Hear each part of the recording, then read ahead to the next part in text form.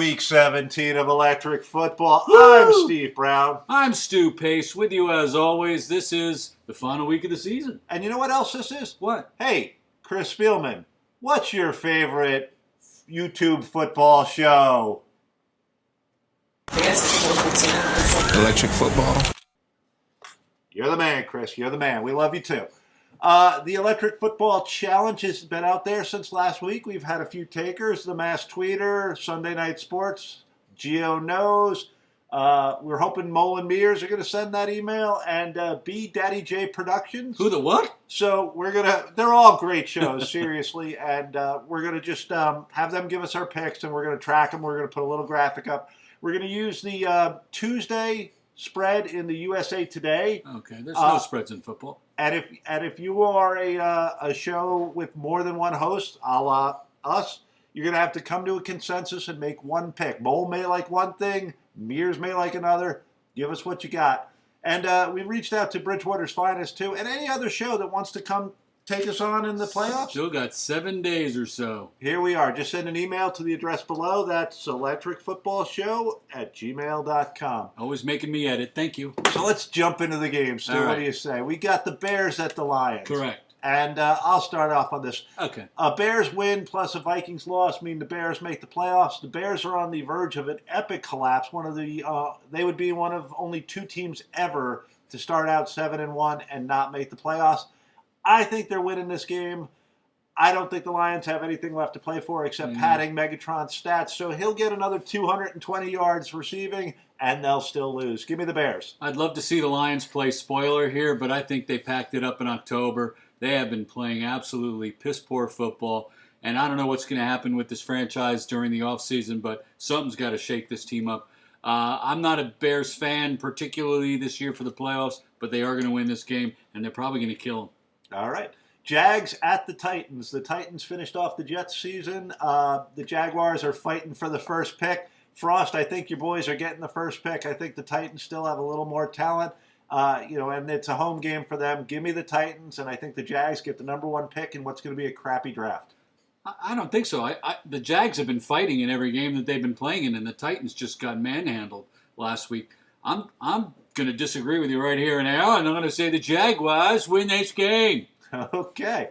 The Texans at the Colts, and here's a really interesting game. We fought through a snowstorm. It's Wednesday after Christmas. Merry Christmas, everyone, by the way. Merry Christmas. And the Texans really had a good shot at locking things down last week against my Vikes, and they failed. The Colts have looked good. A lot of it's going to depend on Arian Foster, who evidently had an irregular heartbeat and who has had this problem before. If Foster plays, I think the Texans need it badly enough. I think they want the first round bye. Give me the Texans. Call me crazy, but I think Peyton Jr. and those upstart Indianapolis Colts are going to win the game. I said 2 weeks ago when they played in Houston, if this were a home game for Indy, I think Indy wins. So I'm going to stick by my comments of 2 weeks ago. I'm going to take the Peyton Manning Jr.-led Indianapolis Ponies. Okay. The Browns at the Steelers. And I'll tell you what, I'm not a huge fan of the guy, but you have to give Ben Roethlisberger credit. He said, I've been blowing it, and he has. Oh, my Lord. Rarely do you see a great quarterback cost his team a playoff spot the way he did in the last 2 weeks.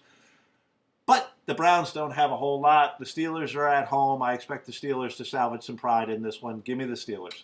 Well, I think the Steelers are done, and Cleveland's been fighting every game that they've been playing in.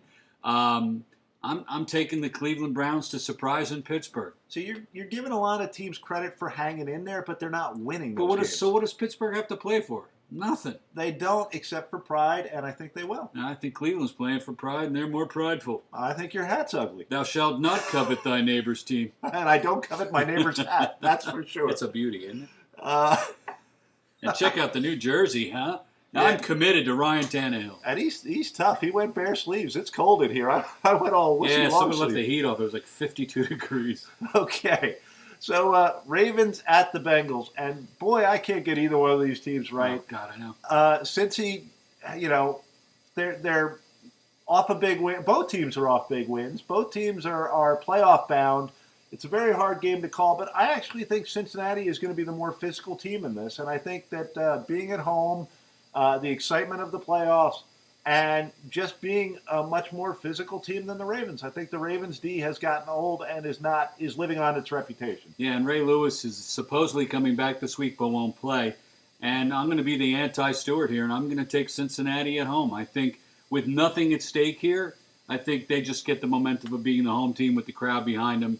And that's really the only reason I'm taking them here. All right, we agree. Yeah, fine. Jets at the Bills. And do you remember week 1 when the Jets season still looked all bright and sunny? Well, it's sleeting and cold in New Jersey, let me tell you guys. And the Jets season looks worse than the weather outside. I think this is a payback game for the Bills, and I think C.J. Spiller runs wild. I think the Jets know that the entire operation is going to get blown up, and I think the Bills actually win this one. Yeah, on the radio on my way over here, I was listening to all the Jets fans, screaming for Tannenbaum's departure, screaming for Alex Smith to come over from San Francisco because he's a game manager, and that's exactly what that team needs, besides a new head coach, a new offensive coordinator, and a new quarterback, and a running game, which they don't have. If the Bills are playing outside... But nothing else. Yeah. If the Bills are playing outside this week, which I thought they were doing 2 weeks ago, and they ended up being in Toronto, stay the hell out of Canada. Bills at home in the crummy weather. Yeah, we'd like to thank our fans for catching some of the mistakes that we've made. Yeah. We appreciate it. We appreciate all the new subscribers, too. We really do. We really do. So Panthers at Saints, and this is the too little too late bowl. Both teams are playing a lot better. The Saints had a thrilling game against the Cowboys. They let the Cowboys back in, then there was a little fumble at the goal line, and Jimmy Graham out-hustled the Cowboy. So I'm going to take the Saints in this one just because I like the team, and I think next year they're going to be dangerous again. Yeah, and this is, I think, they're going to be their third win in a row.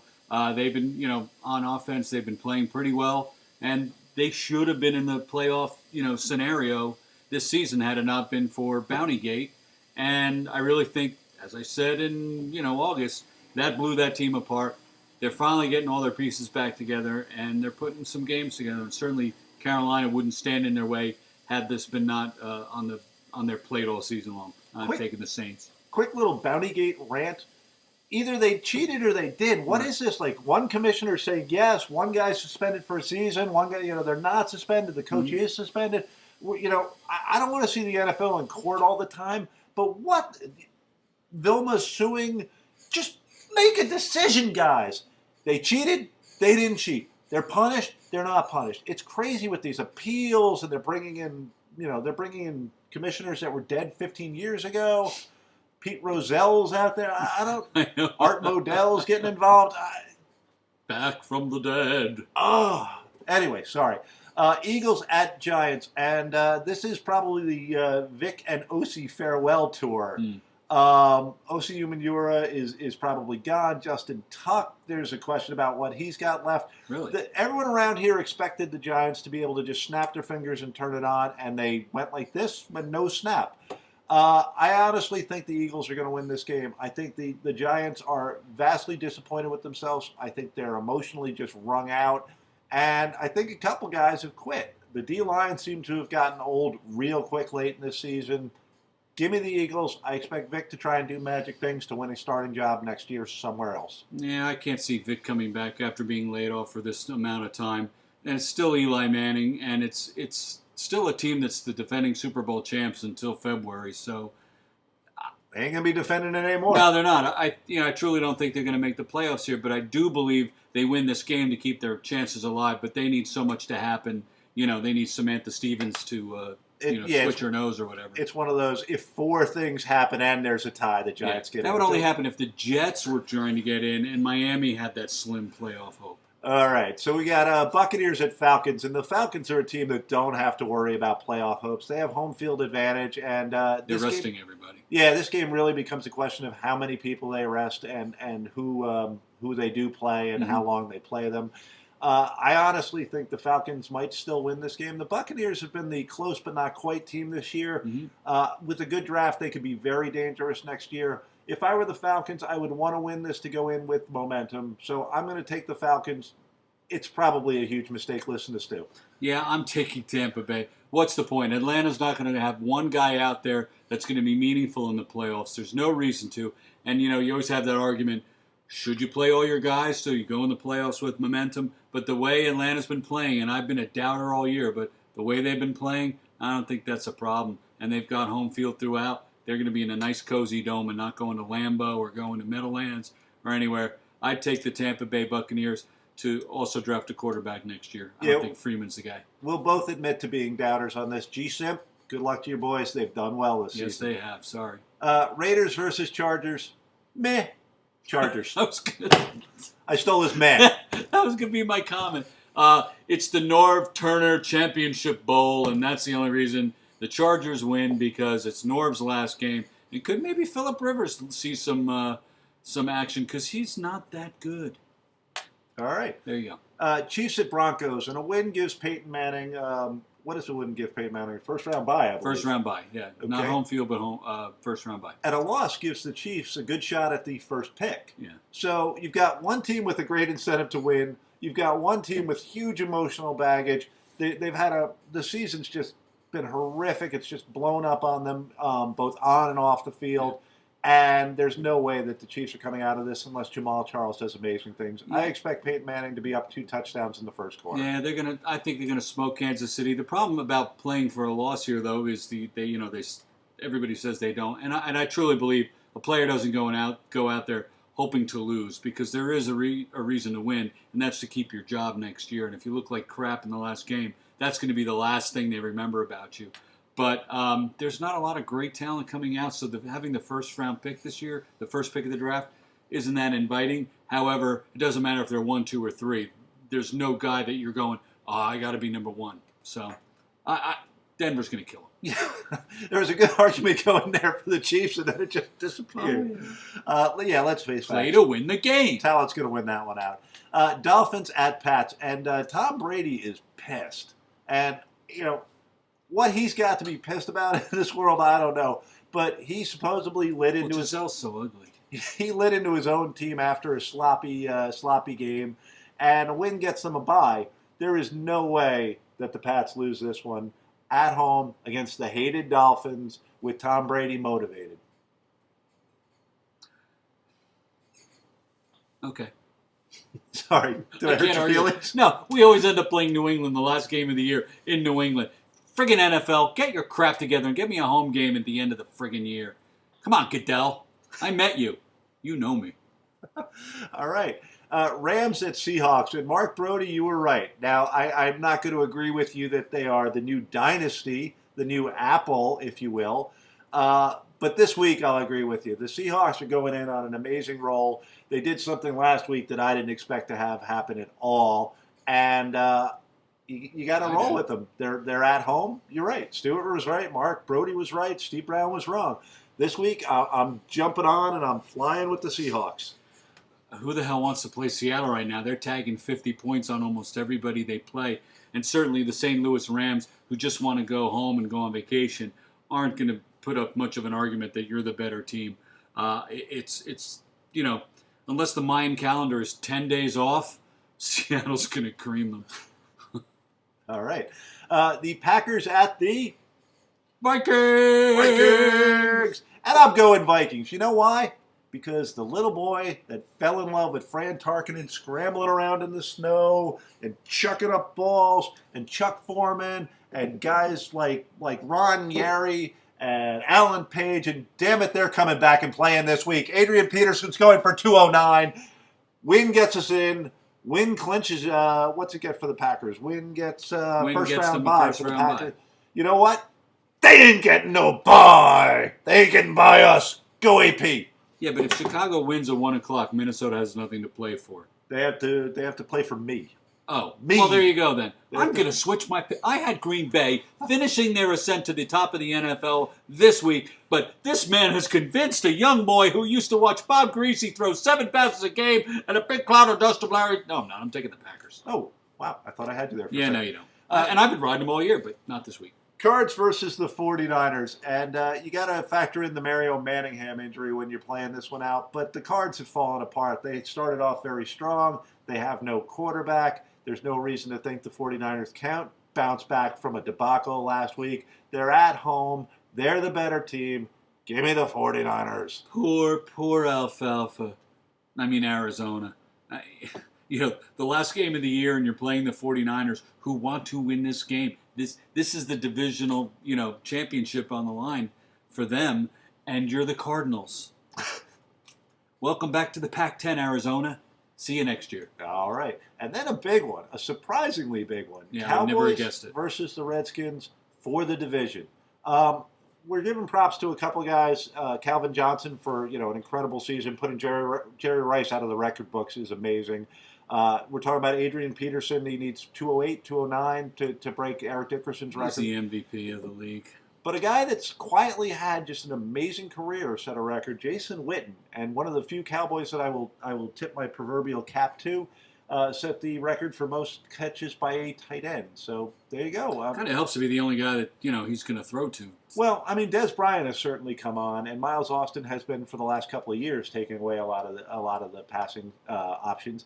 But there you go. I mean, you think of all the great tight ends we have now. It's a stellar time for tight ends. I mean, you forget about Gronkowski because he's hurt. Right. You got Aaron Hernandez. Vernon Davis. You've had Antonio Gates. Mm-hmm. Jimmy Graham. Just this is an awesome time for tight ends. We've had some of the Anthony Fasano. Well, Tony Gonzalez, a name I should mention. You did. So Jason Witten's sort of flown under the radar. So a little props to Jason Witten. The Cowboys came back strong against the Saints, and I needed them to win to hold off Stu in our picking contest. He's closing the gap on me. One game left. The Cowboys' season may have come down to a little fumble down by the goal line, and if they had just beaten Jimmy Graham to that ball, that game could have turned around. It didn't. The Saints won. I think the Cowboys have a lot to overcome here. The Redskins are on an amazing roll. Alfred Morris has been the surprise of the season. Great. RJ3 has lived up to everything. And they're not only talking Rookie of the Year, they're talking MVP candidate there. Redskins are on a roll. Redskins are at home. Redskins don't have the emotional off-field baggage that the Cowboys have had. I'm taking the Redskins, and it's not only because I hate Cowboys. I'm going to agree. I think the Redskins are the better of the two teams, at least consistency-wise. Cowboys, you never know what you're going to get. I think Romo, it's his last game as a Cowboy. I got to believe that in my head because I wouldn't want him. If I was a fan of the Cowboys, I think my relationship with Tony would be over, and I'd be looking for a new boy to hang with. Let me ask you a question. Mm-hmm. Let's say they win this, they win the division, and they win one round in the playoffs. Would you feel the same way? Yeah. Really? Wow. How many times do I want to win one round in the playoffs? I want to win the playoffs. I want to win the Super Bowl. He's not the guy to get him there. I just don't feel it with that. I mean, he's got two of the best receivers in the game. True. And a one of the great best tight ends. And a halfway decent running game. And he's not in. Okay. So anyway. You're picking the Redskins? I'm picking Washington Redskins to beat Dallas Cowboys. All right, guys. I'm not sold. We've really enjoyed doing the season with you guys.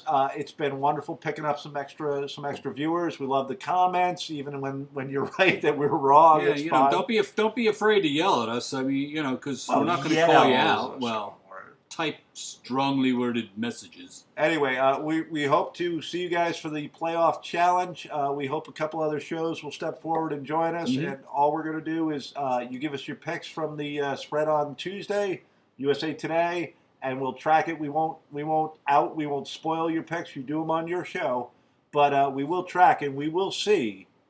Will track who is the best YouTube picking show. We believe that it is Electric Football, seen here on channel 84 on your TV. Oh no, we're on YouTube with Steve and Stu. We want to wish you all a very happy New Year. And that's it. Okay, we'll see you on the playoff challenge. Goodbye.